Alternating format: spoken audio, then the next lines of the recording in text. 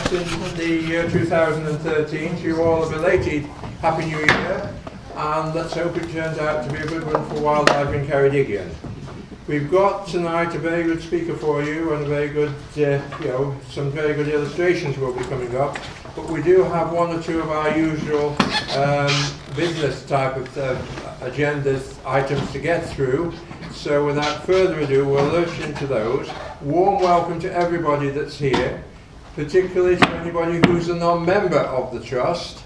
If you are a non-member, you're exceptionally welcome. Don't be anyway long, but what we would like is a possibility of a small donation in our two collecting boxes. Moira's there, Moira's our treasurer. And if you do want to become a member, Dave Purden, our secretary, has got some applications forms for you here, which you can take away and fill in and return at your convenience to the Trust headquarters. We now move to what we call Em's update. Emily Foote is our conservation officer for Ceredigion, employed by the Trust, and she does an enormous amount of work in the reserves in Ceredigion.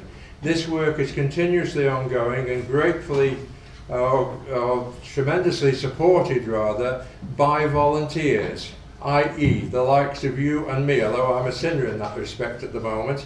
I haven't done anything for quite some time, but there is an ongoing programme of work in the reserves, and Em would appreciate help from people who've got the time and everything to volunteer. We've got her contact numbers and contact details. If anybody wants those, please see either myself or Dave Purden at the end of the meeting. Dave will now give you an update on Em's activities in the reserves. There's been quite a lot going on in the run-up to the new year, and over to Dave who will deliver that for us. Very nice. Thanks. So first of all, just for me, an apology, because I've sent out various emails to all sorts of you, which have been riddled with errors. I like to keep you on your toes a little bit, just to check, see how many of you are awake. It's astonishing how few of you responded. So in fact, this meeting was actually last month, on the 14th. Never mind. Sorry about that. Some of the errors were mine, and I propagated to others, so there we go. But just on that point, it is always a battle keeping my email address list up to date, so if you're not getting them off the wrong address, I know I've got a bit of a backlog of some addresses I've got to sort out. But if there is a problem, do let me know, and I will try and get that sorted. Em and I keep separate email lists, so for those people who want to be kept up to date about her work parties, she keeps a separate list. So either you can pass your details on to her directly, or I can pass on for you. So anybody wants to have the updates of when and where she has her work parties, usually twice a week, usually midweek, various things going on. So here we are, let's have a look at what she's been up to. Oh, crumbs. Look at that. It was there and then it goes away. Now, there we go. Now, she's got a list of activities for me to tell you about. I'll have to read it out in the wrong order because that's the way the pictures come. So she's been working at Ross Fullbrook. A team from Natural Resources Wales worked at Ross Fullbrook to improve the water vole habitat by putting in some new dams along the ditches to create more pools and raise the water level slightly in places. They also cut down some of the trees that were shading the ditches. So there we are. That's what she's up to. In the week before Christmas, 3 new ponds were dug at Ross Pilbach. Both Ross Fullbrook and Ross Pilbach are reserves sort of in the centre of Ceredigion, a bit to the south here, and a little bit, not quite on the uplands, but not quite coastal either. So 3 new ponds were dug. The new ponds were dug around the edge of one of the meadows.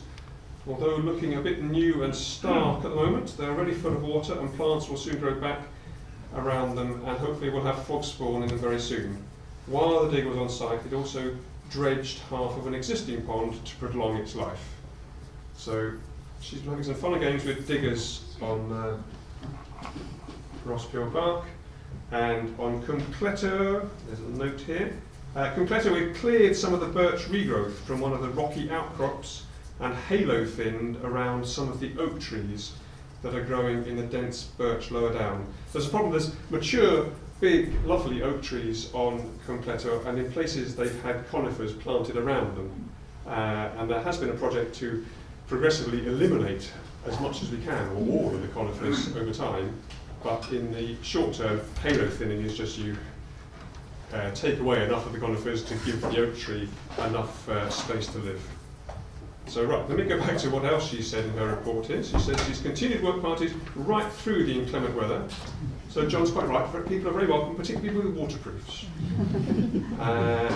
That she's done some woodland thinning in the woodlands at Coed Meidby Goddard, which is a reserve down nearer to Cardigan, and at Pantdar, which is a reserve in the Rydal Valley, not far from here. And we've removed some more of the dead burnt gorse at Corse Ian on a particularly wet, snowy, cold day. She clearly enjoyed that one.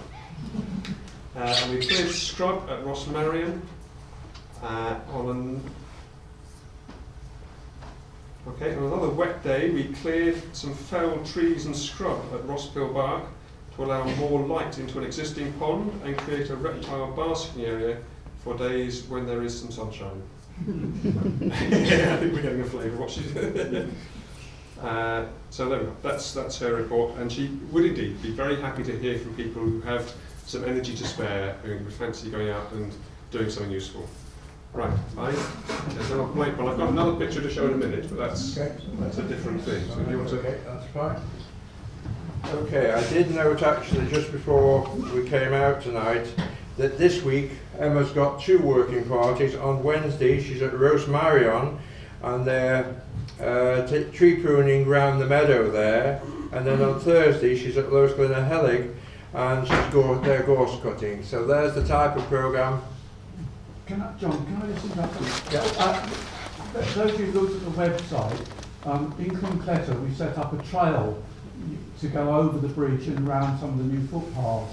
It's primarily for small children over the Christmas holidays, and it was going to end at the end of January, but we're extending it for a couple of months because of the inclement weather. Not many people are able to use it, but it's a really lovely walk if anyone has got a couple of hours to spare.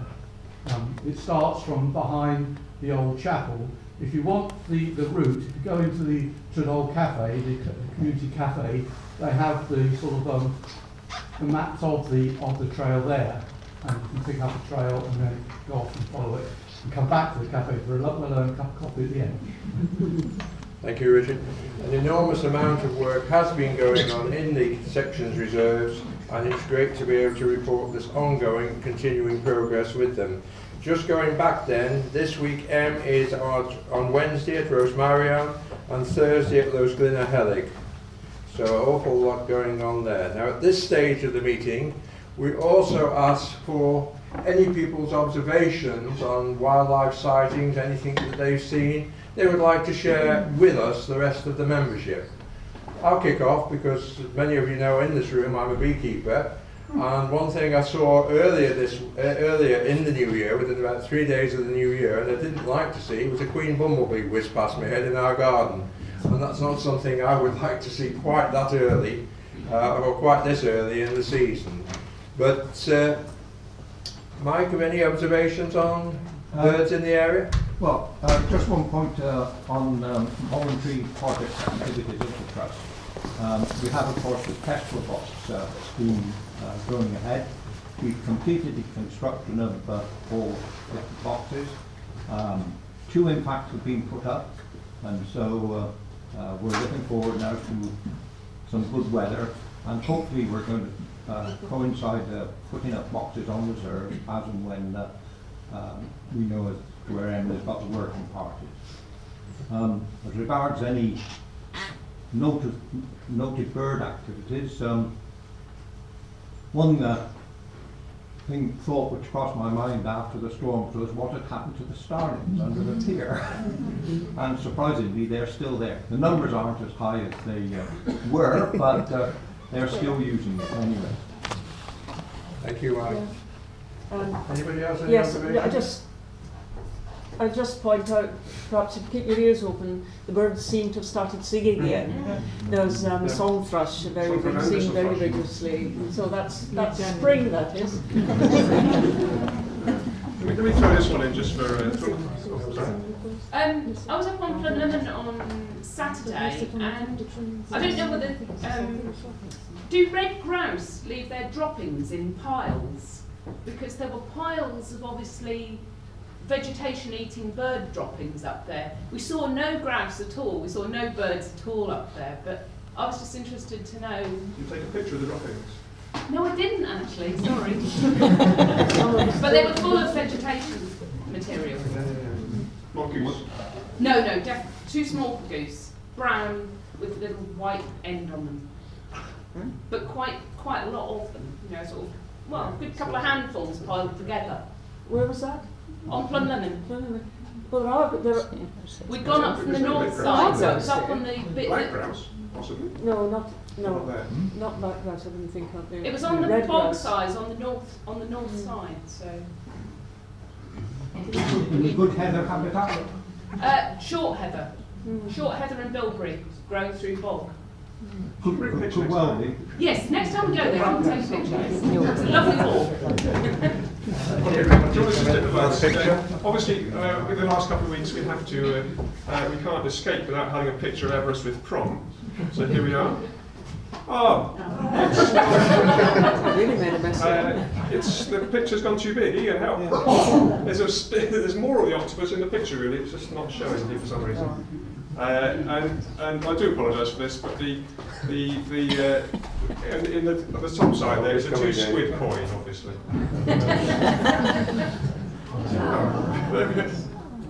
So there, all my wildlife watching, I've never seen an octopus on Everest with prom before.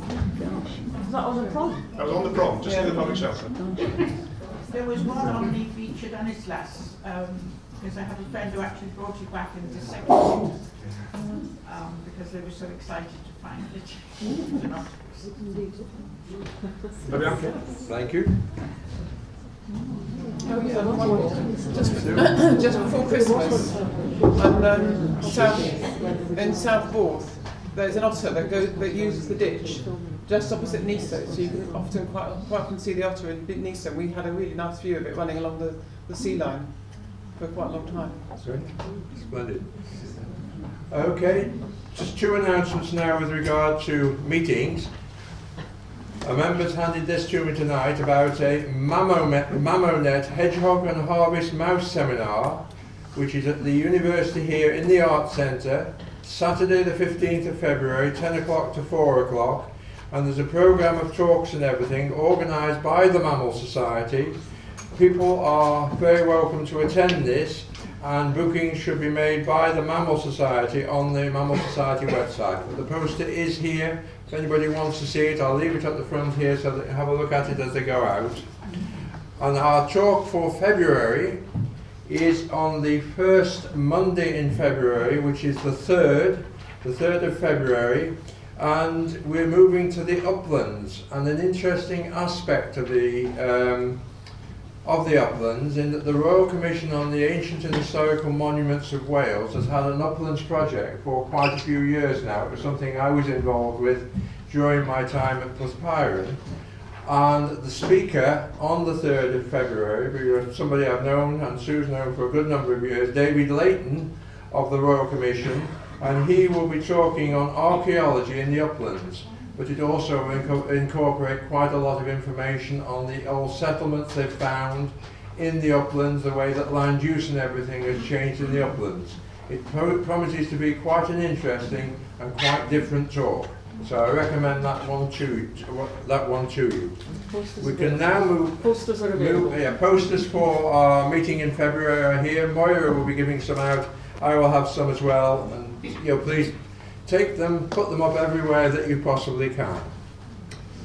Now for tonight's meeting, we had wildlife and landscape photographer Jerry Moore talking to us about the Welsh coastline, and he took us on a superb tour of the coastline on talking about wildlife and wild places of the Welsh coast. And we're going to remain in the coastal zone for our talk tonight, but we're moving offshore to the Pembrokeshire Islands, and to one which is managed by the Wildlife Trust South and West Wales, and one which has for a couple of years, there's been a section trip to which David Purden has organised. But a quick flavour for you of the island of Skoma. It's well known for its wildlife. A third of the world population of Manx shearwaters nest on the island. Atlantic puffin colony is the largest in southern Britain. The Skoma vale, a subspecies of the bank vole, is unique to the island. It also has a stone circle, standing stones and remains of prehistoric houses. National Nature Reserve, site of special scientific interest and special protection area. And we're very privileged and honoured tonight to have a young man who's a graduate of the university here in Aberystwyth, well qualified though to talk to about us on the island, in that he's not only been one of the island's wardens, he's also worked on some of the research projects, and so he basically knows an awful lot about what's been going on there.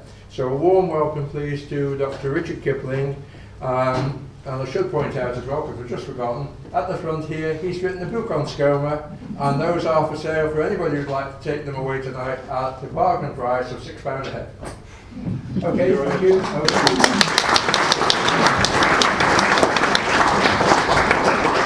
Thanks very much for the welcome.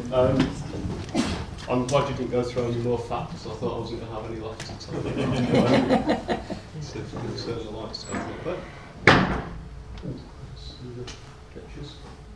So yeah, thanks very much for Dave for inviting me to speak today.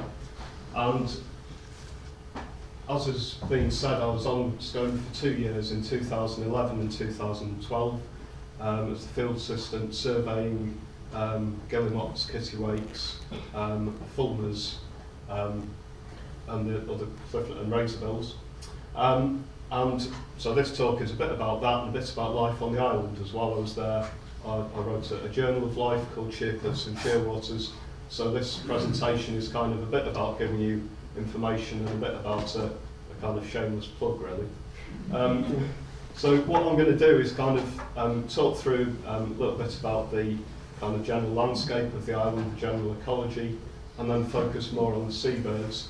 And I'll kind of intersperse it with sort of little extracts from the book that hopefully give a bit of a flavour of the island, which is kind of going against the grain. I've had sort of 10 years of being told never to give a presentation when you stand there and read stuff out, but I'm going to go against that, so hopefully that'll be good.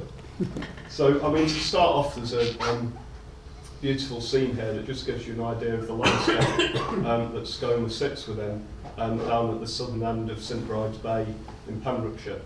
So this is looking up across St Bride's Bay towards the western end of the Preselles. It's just before sunrise on near the summer solstice in 2012. And I just think it's a really nice kind of atmospheric picture there of the sun just about to come up.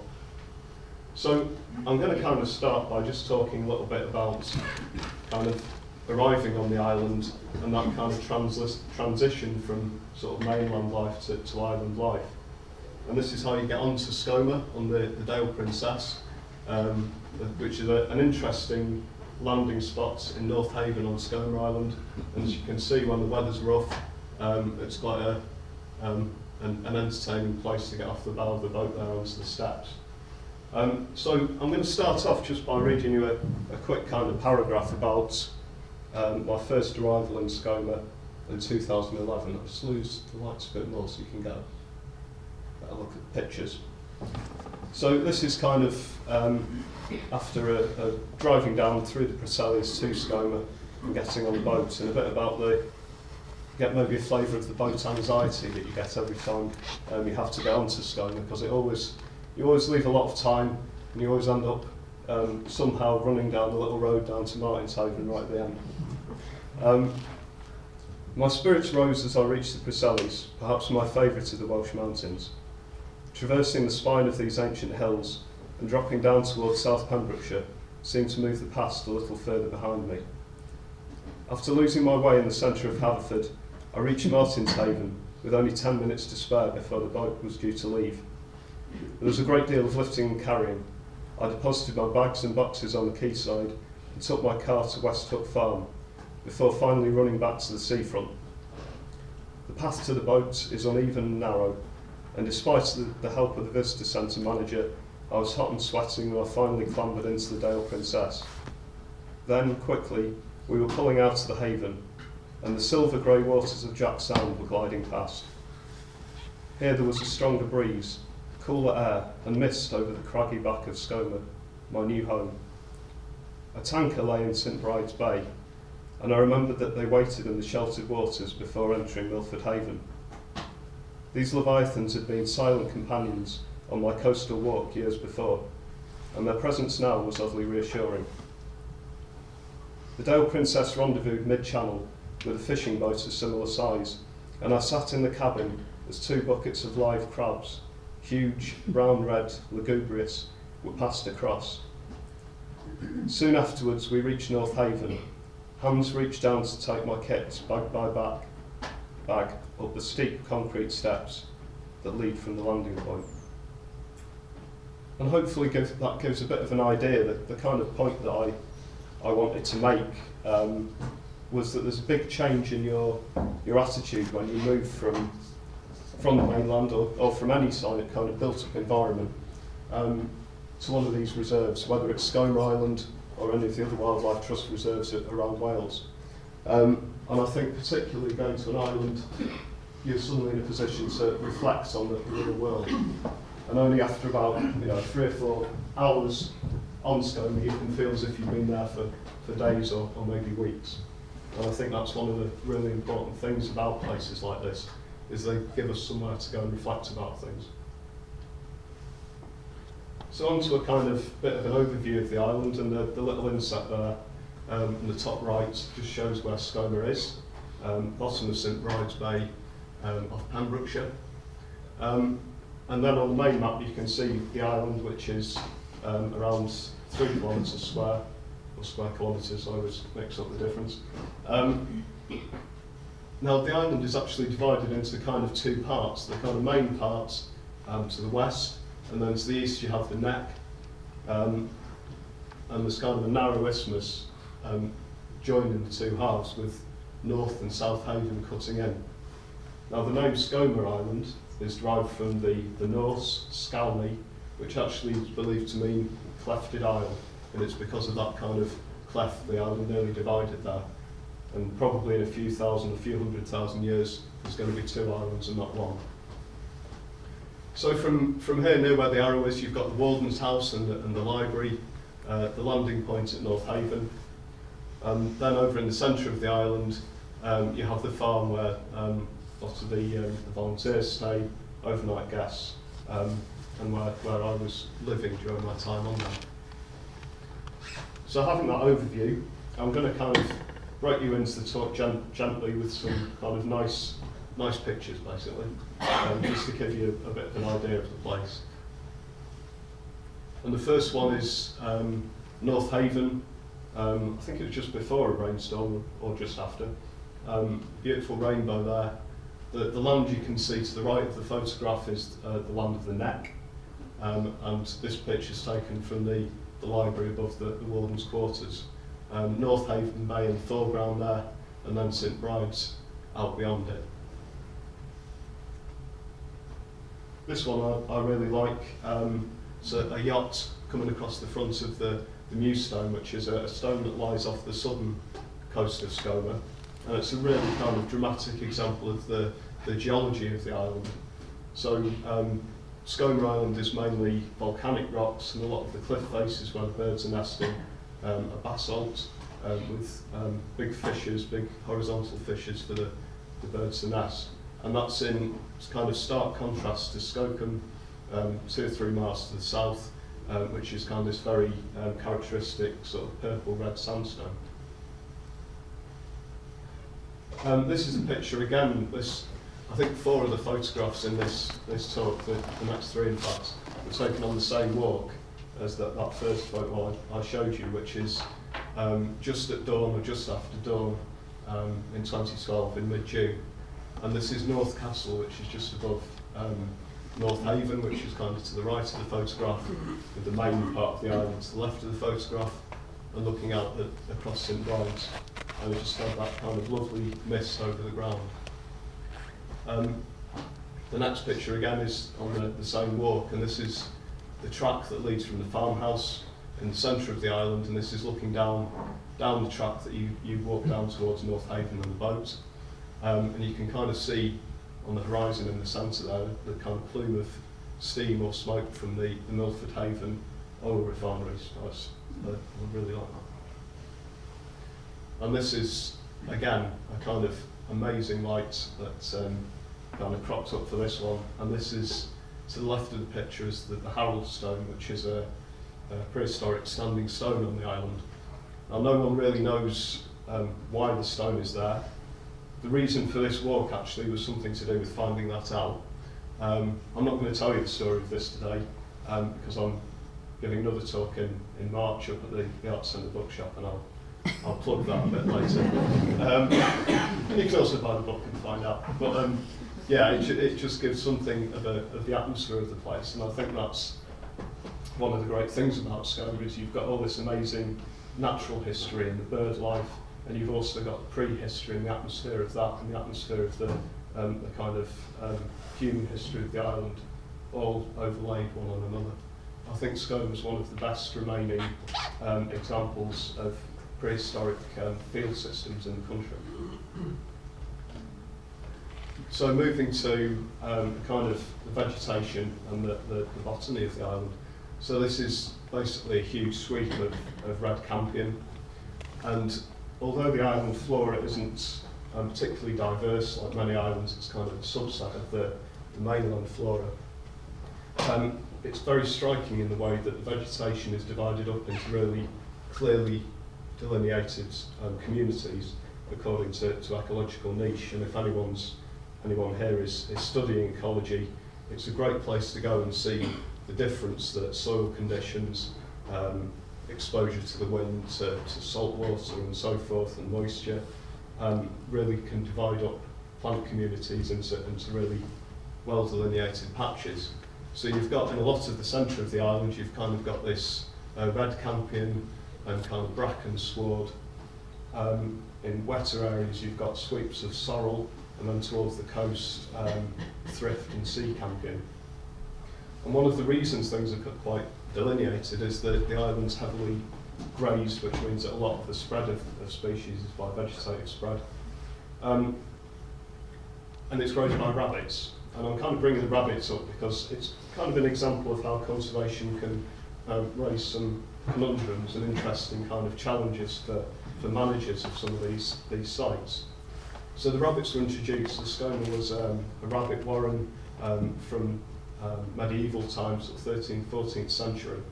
And over the years, different kind of groups of rabbits were added, and they're actually bred on there for meat and for fur up until the first half of the 20th century, which is interesting for visitors because you've kind of got black rabbits and piebald rabbits and all sorts of things going on. But the rabbits have a kind of, I guess, an ambiguous relationship with the rest of the nature on the island. So on the one hand, grazing by the rabbits provides the kind of short grassy swards that are great for things like meadow pipits and choughs, foraging for their food. They love those habitats. And at the same time, it stops really competitive species getting away from the others and dominating. On the other hand, you get domination by unpalatable species. So on here, you can probably start to see the fronds of bracken that kind of later in the year come to kind of dominate everything, and that's kind of spreading, and the that kind of sweep of bracken is becoming a more and more major part of the island vegetation. And later in the year, then also big blooms of ragwort as well.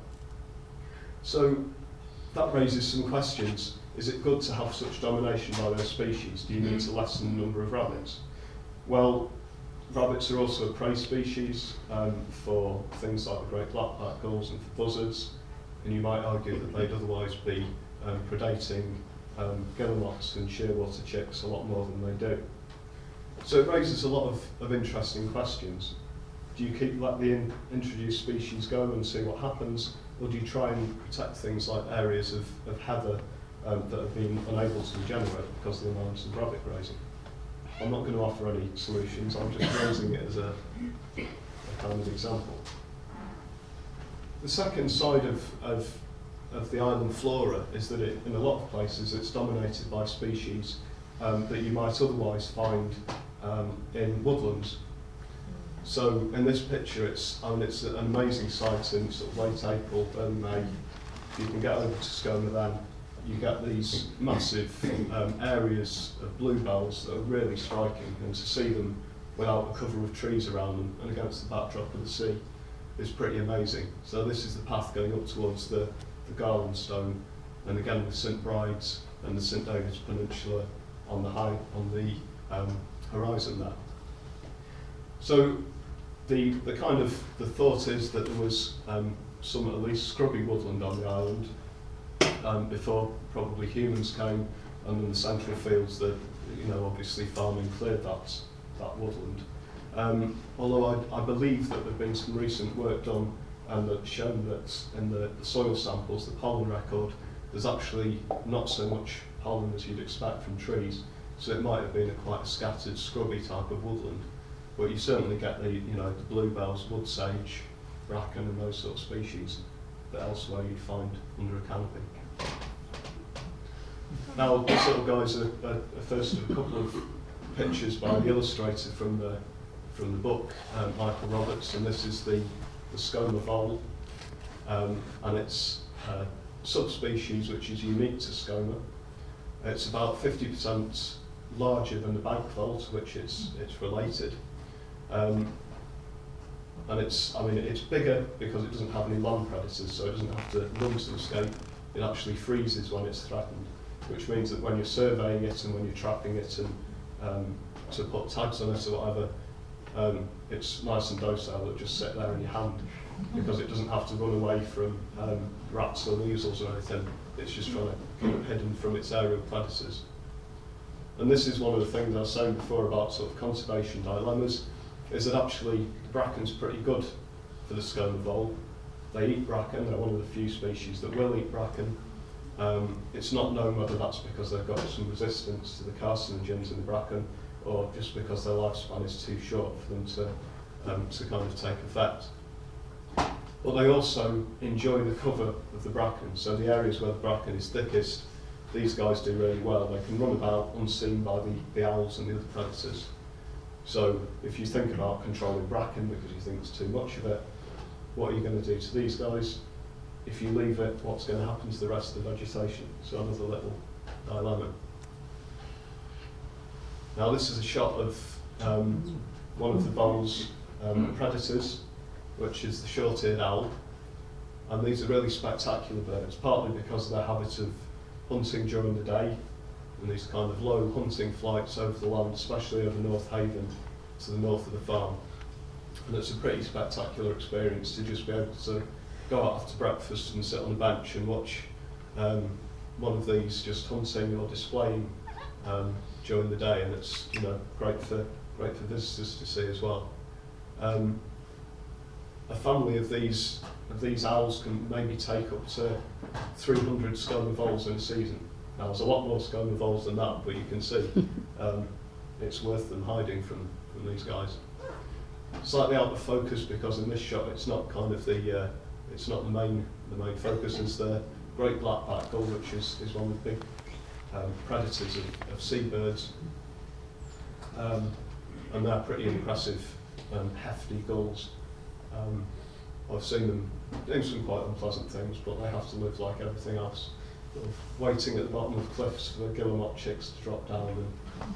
And I've seen one standing for a few minutes just with a guillemot chick in its mouth with its legs sticking out of its beak. And it's a humorous point, but it kind of highlights something that is obvious to anyone that visits Skona, is the importance of death as well as life in nature, and that kind of continual cycle, in that you walk along the paths and there are shearwater carcasses everywhere, and it's kind of it brings that home to you that it's a dynamic system and a kind of ongoing struggle for the species. Another kind of charismatic species, but another interesting one in conservation terms, is the little owl. And again, these are sort of dawn and dusk flying owls, really tiny for a bird of prey, and that really well camouflaged against the rocks and stuff where they perch.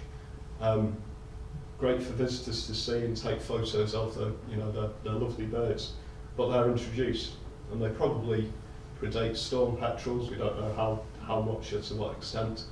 So that's another debate. Should we be controlling the little owl because it's introduced and because it's found all over the country, to protect things like the storm petrels, which are a poorly understood species, a beautiful little species of seabird that live on this island and may be more limited in their distribution. So it's kind of illustrating what it is to be a conservation warden and what a difficult task it is, and how many different skills and different angles you've got to look at. So I'm going to turn now from that kind of more general ecology, if you like, to look more specifically at seabirds. So I want to highlight two areas. So the first one is the wick, which is possibly the biggest kind of breeding cliff face, biggest colony on the island. And also, secondly, bull hole, which is a big colony of guillemots and also other species. And those two sites are kind of the focus points for my survey work when I was on Skomer.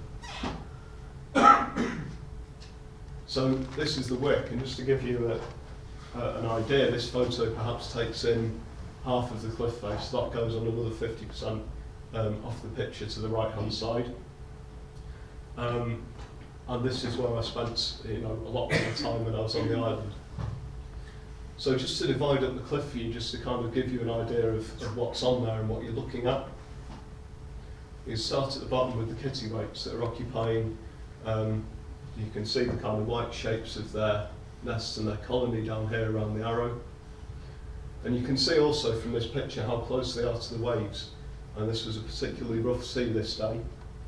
And they do lose a lot of nests. So why are they down there? Well, one theory is that it's to do with the build-up of parasites. They make quite big nests, and if you nest close down to the sea, over winter the high seas are likely to wash away all the parasite eggs, wash away all the old nests and give you a clean start in the new year. If you're further up, that's not going to happen and your parasites will build up. But it's a trade-off. The closer you are to the waves, the bigger risk you run that in the breeding season you're going to get weather like this, and your nest and your chicks or your eggs are going to go as well. The guillemots were probably the biggest focus of my attention, due to they kind of pack in their colonies, which makes them quite an interesting challenge to surveys. I'll talk about in a bit. And here picked out on the left-hand side is Wick Corner, which is kind of a colony on a thick and a basalt fissure in the rock. And then two other colonies up at the top there as well. More scattered and further up the cliff, but also dotted around in various nooks and crannies are the fulmars. They're beautiful birds and they're really nice to survey as well because they're nicely kind of scattered about. They only have one chick, and they also have a nice habit of nesting, having sites in some of the really nice spots on the island. So I used to really enjoy my days of having an excuse to have a wander around and look at the fulmar. And then razorbills, which the arrow could more or less point anywhere because they're kind of scattered across the cliff face, and they tend to kind of hide in little nooks and crannies and crevices, which again makes them a challenge to survey. And it's difficult to say whether they actually like being there or whether they prefer to be on some of these nice wide ledges that the guillemots occupy. And interestingly, early in the season, you quite often